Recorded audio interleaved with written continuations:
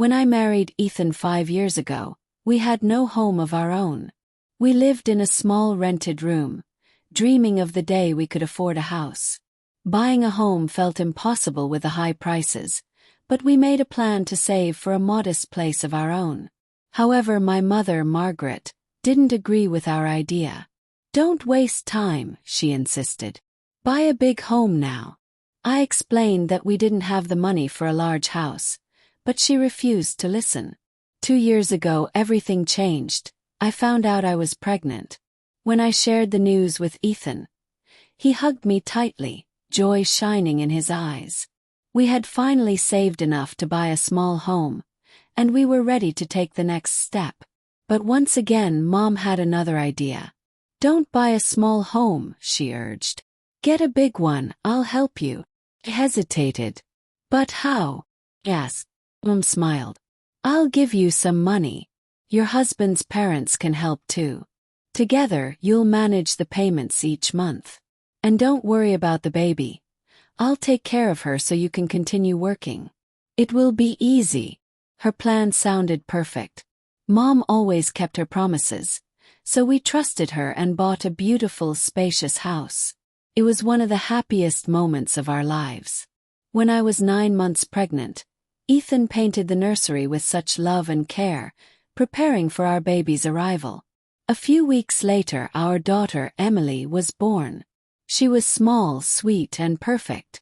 I stayed home with her for 3 months, cherishing every moment. Then, as promised, Mom stepped in to help, allowing me to return to work. "Thank you, Mom," I told her repeatedly. We worked hard, making payments every month. Life was tough, but we had a plan and things seemed to be going well, until the day everything changed. One afternoon, Mom sat me down. "I'm tired," she said. "I can't take care of Emily anymore."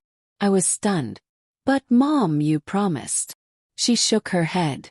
"I have my own life. I want to rest. I have the right to be happy."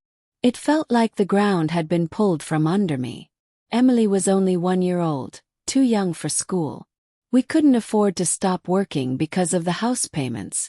"But Mom, this isn't fair," I pleaded. "You promised to help us." She didn't listen. "I've done enough for you. Now it's time for me to enjoy my life." Ethan and I were at a loss. He worked long hours, coming home exhausted at night. I juggled my job and caring for Emily, barely getting any sleep. Mom, meanwhile, stopped visiting. She made new friends, went to parties, and spent her days at the park. One day, desperate, I called her. "Mom, please help me," I begged. She sighed. "I'm busy.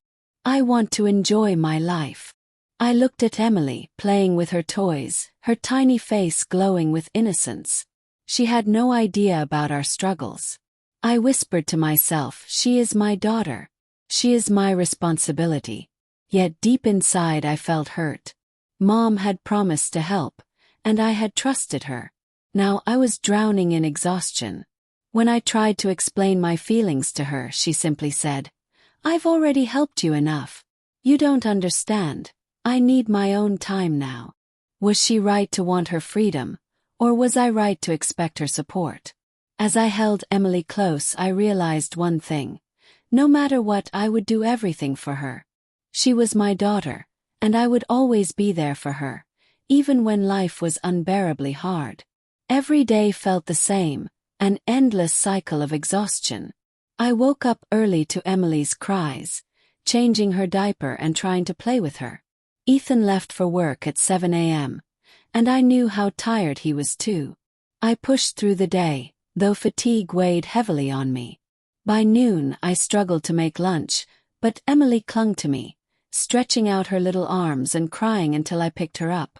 I cooked with one hand, holding her in the other. The food burned sometimes, but I kept going. By 3 p.m. I was completely drained, but there was no time to stop. I sat on the floor with Emily as she laughed and played with her toys, her tiny giggles filling the room. I closed my eyes for just a moment. At 8 p.m., Ethan finally came home. He looked exhausted. His shoulders slouched and his eyes were heavy. "How was your day?" I asked. Work was hard, he said with a sigh. Then he looked at Emily and smiled. But I missed her. He picked her up and played with her, and for a moment I saw his tired face light up.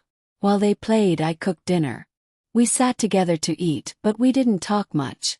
We were both too exhausted. I looked at him and asked, "What will we do?" He shook his head. "I don't know. I'll try to find a new job, something that pays more." I knew he was doing his best.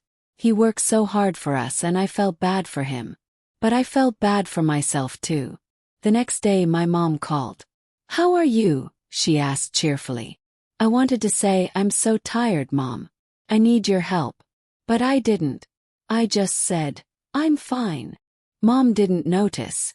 I went to the park today. I met some friends. It was so nice. I felt anger bubbling inside me. "You have time to go to the park, but you don't have time to help me." I wanted to shout, but I stayed silent. Instead, I called my friend Anna. She had a little boy too. "Anna," I began, my voice trembling.